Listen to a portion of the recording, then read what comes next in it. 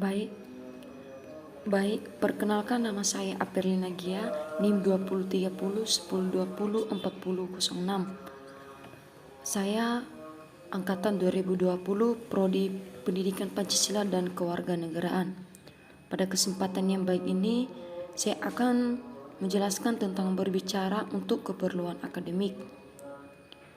Yang menjadi latar belakang adalah berbicara sebagai suatu keterampilan berbahasa yang diperlukan untuk berbagai keperluan. Kegiatan belajar mengajar diarahkan untuk meningkatkan keterampilan berbicara secara terpadu, fungsional, kontekstual, yang dimana dapat menyimak, membaca, dan menulis, bahkan secara pengetahuan bahasa, adanya kosakata dan struktur yang jelas.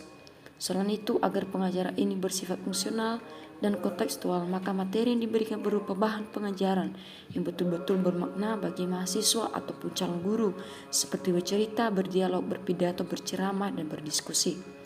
Baik, sebagai menjadi rumusan masalah kita, yang pertama, konsep tentang berbicara. Konsep tentang berbicara, kita tahu bahwa berbicara merupakan suatu bentuk komunikasi yang menggunakan media bahasa. Bahkan berbicara juga adalah proses penuangan gagasan dalam bentuk ujaran-ujaran yang merupakan perwujudan gagasan, pikiran, dan perasaan yang menjadi wujud ujaran. Ada hal yang berkaitan dengan batasan berbicara. Yang pertama, berbicara merupakan ekspresi diri, berbicara merupakan kemampuan mental motorik, berbicara merupakan proses simbolik, berbicara terjadi dalam konteks ruang dan waktu, berbicara merupakan keterampilan bahasa yang produktif.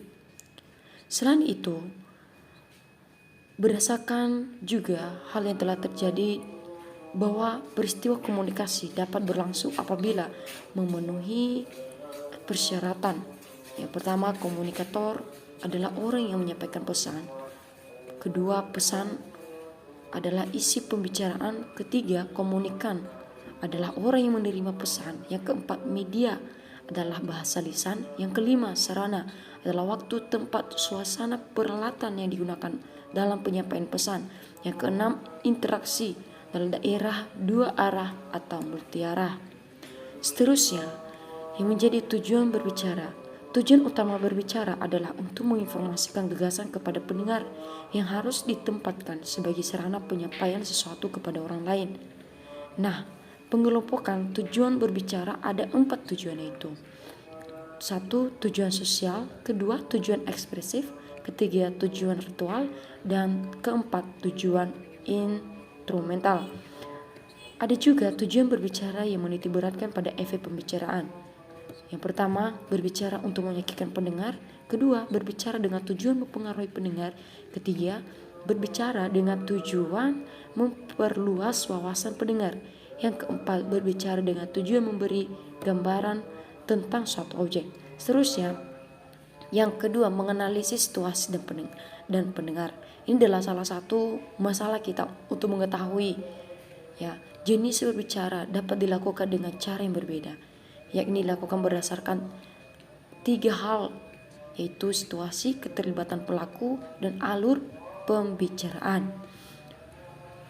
Seterusnya, kita harus tahu juga bahwa berdasarkan situasi berbicara, yakni dapat dikelompokkan ke dalam 2 jenis. Pertama, berbicara formal, dan kedua, berbicara non-formal. Habis itu, berdasarkan keterlibatan pelaku, berbicara dapat dikelompokkan juga menjadi 2 jenis. Pertama, berbicara individual, kedua, berbicara kelompok. Setelah itu, berbicara alur pembicaraannya. Ada 2 jenis. Pertama, berbicara monologis, artinya kegiatan berbicara yang dilakukan searah.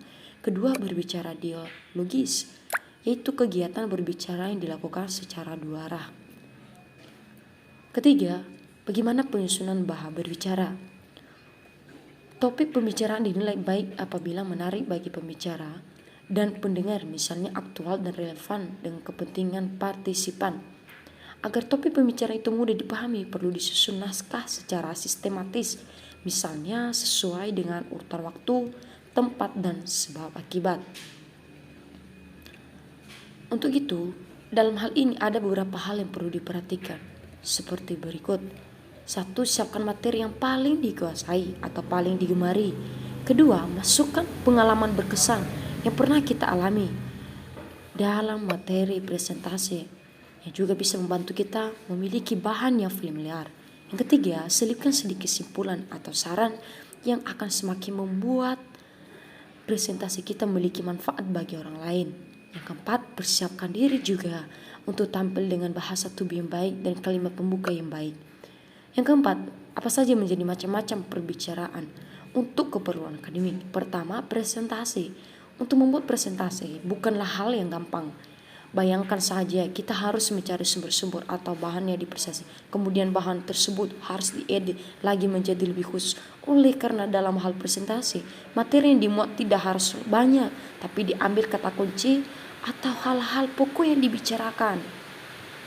Nah, seterusnya, teknik yang digunakan seperti bersikap hormat, menghargai khalayak, menunjukkan empati, menggunakan bahasa yang mudah dimengerti, dan menggunakan media sebagai pelengkap.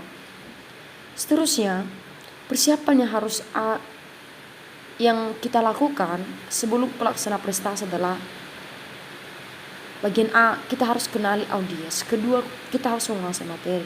Ketiga, kita buat outline.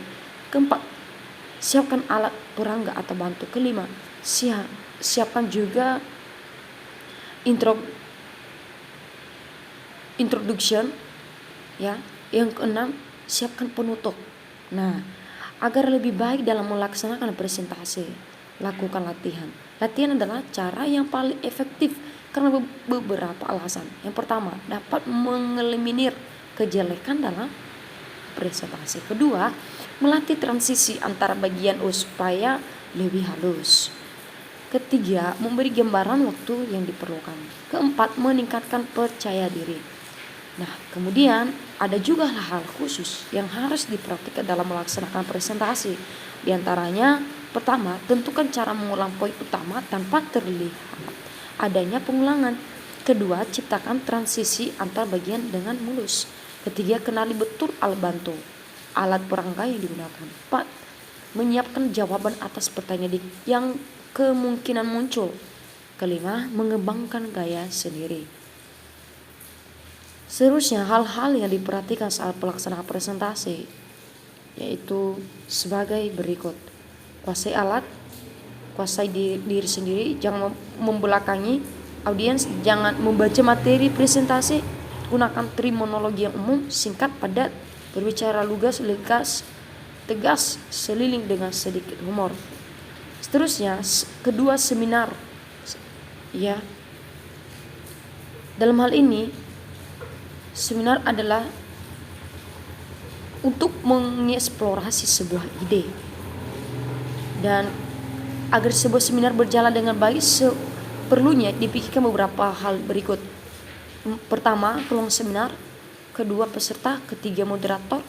Dan keempat, jalannya seminar. Baik. Seterusnya, keempat, belajar mengajar. Proses belajar mengajar tidak terlepas dari 3 komponen utama, yaitu guru, siswa, dan bahan ajar. Proses belajar mengajar merupakan interaksi antara berbagai unsur, yakni dengan unsur utama adalah siswa. Demikian penjelasan dari saya, semoga bermanfaat dan dapat dimengerti. Jika ada banyak salah, mohon maaf juga. Dan terakhir saya ucapkan terima kasih.